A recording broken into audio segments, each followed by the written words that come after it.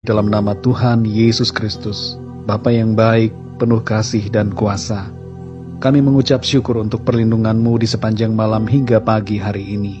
Terima kasih buat kekuatan dan kesehatan serta berkat-Mu ya Tuhan. Tolong kami, pimpin kami Roh Kudus, supaya kehidupan kami memancarkan kemuliaan-Mu. Biarlah hidup kami ini seturut dengan kehendak-Mu ya Tuhan. Kuatkan kami, berkati kami dalam segala apapun yang kami lakukan, setiap aktivitas kami, dalam studi, dalam tugas, usaha, pekerjaan, karir, dalam bisnis, dalam pelayanan, dan dalam segala tugas tanggung jawab kami. Biarlah Tuhan Engkau menyertai kami dan memberkati kami, sehingga di dalam semuanya itu nama Tuhan senantiasa dipermuliakan.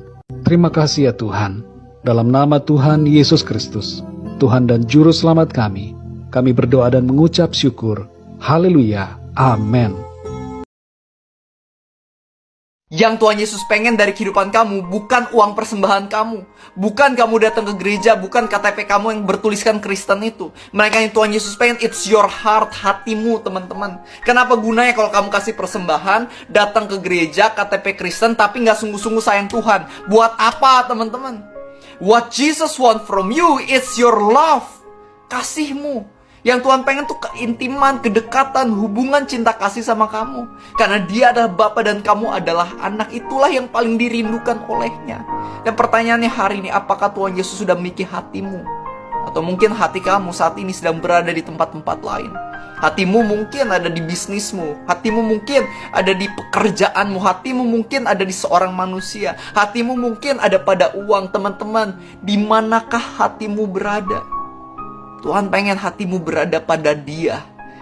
Tuhan pengen Dia menjadi nomor satu di dalam tahta hatimu. Tuhan pengen untuk kamu memberikan seluruhnya dari hati kamu ini kepada Dia dan bukan kepada yang lain. Teman-teman, do you love God?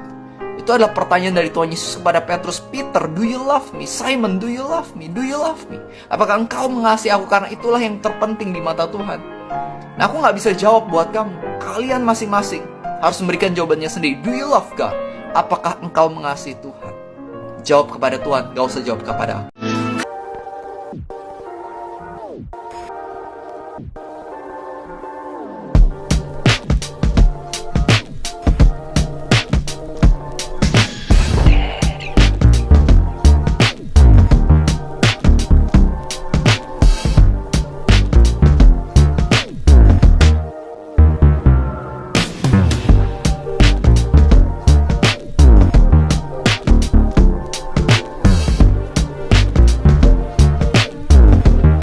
Waktu saya ditahan di penjara menjelang 2 tahun ya, waktu 2 tahun ditahan, saya lewat kelompok pemimpin-pemimpin gereja, pemerintah mendekati saya, dan akhirnya supaya ditemukan solusi. Begini, kamu cabut saja kesaksian kamu ya, cabut semua, kamu bebas. Bahkan disekolahkan ke luar negeri. Gereja sudah kami hubungi, siap untuk menyekolahkan engkau di luar negeri. Tapi tarik dulu perkataan-perkataanmu.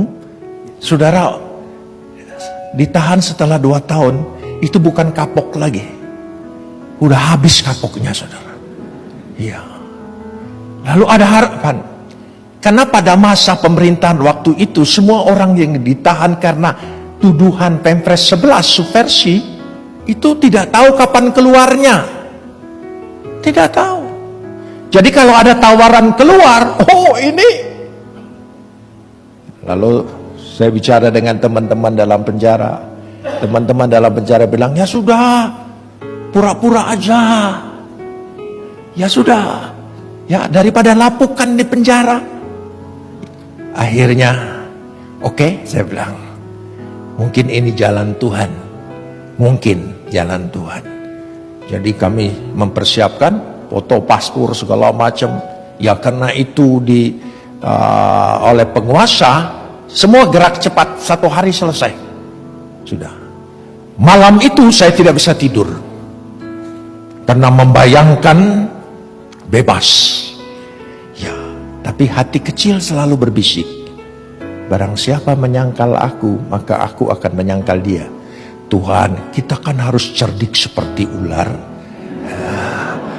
tulus seperti merpati. Ini masalahnya politis, Tuhan.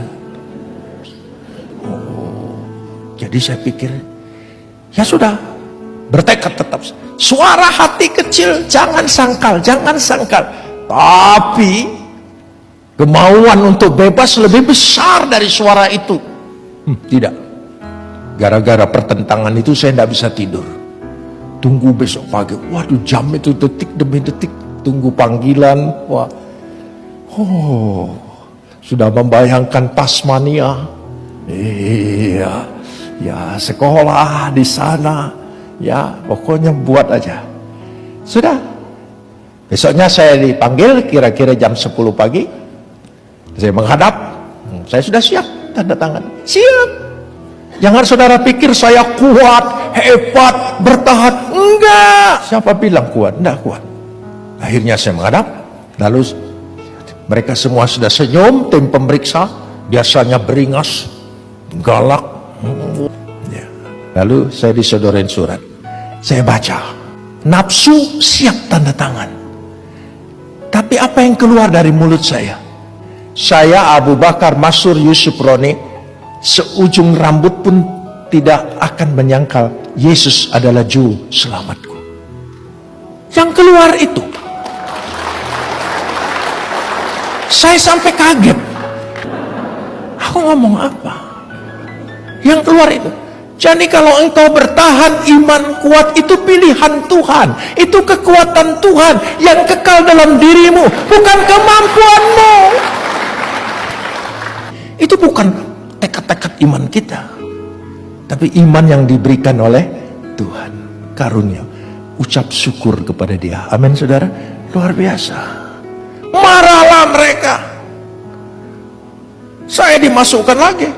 Mestinya kan tadi saya Abu Bakar Masyur Yusuf Roni akan menandatangani dengan ikhlas. Tapi ternyata saya tidak akan menyangkal dia seujung rambut pun.